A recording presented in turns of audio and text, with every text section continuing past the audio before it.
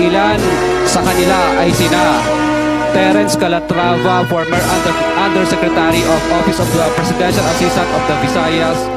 of the Philippines, Kong Roman Romulo of Pasig City, Kong Jojo Ang of Usmag Ilonggo Party List, Congressman Patrick Michael Vargas of Quezon City, Kong Juan Carlos Arjo Aitayde of Quezon City, Nicanor Nicky Briones of AGA Party List, Congressman Marcelino Marci Teodoro of Marikina, Congressman Florida Robes of San Jose del Monte, Bulacan, Congressman Leandro Jesus Madroño of Romblon, Congressman Benjamin Benji Agarao Jr., Congressman Florencio Gabriel Bem Noel of Anwaray Party List, Kong Leo de Ode Tariela of Occidental Mindoro, Congressman Reynan Arrogancia of Quezon Province,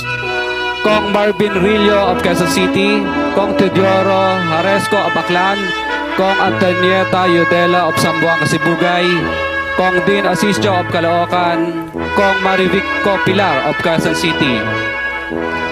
21. Mayroon ding mga kinatawan ng ilang politiko na nakikipagtakbo sa amin upang manghingi ng porsyento kapalit ng mga porsyento ng mga proyekto.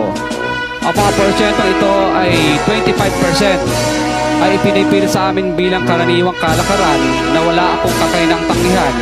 Ilan sa kanila ay sina Regional Director Eduardo Virgilio of DPWS Region 5, Director Ramon Ariola III of Unified Management UPMO, District Engineer Henry Alcantara, DPWS Bulacan First, Undersecretary Robert Bernardo, District Engineer Aristotle Ramos of DPWS Metro First, Pasig City, District Engineer Manny Bulusan of DPWS North, Manila Deo, District Engineer Edgardo C. Pingol of DPWS Bulacan Subdeo, District Engineer Michael Rosaria of DPWS Quezon Second Deo. Karamihan sa mga kawani ng DPWS na nabanggit sa itaas ay paulit-ulit na binabanggit ang delivery ng pera ay para sa kaisaldi ko na dapat at least 25%.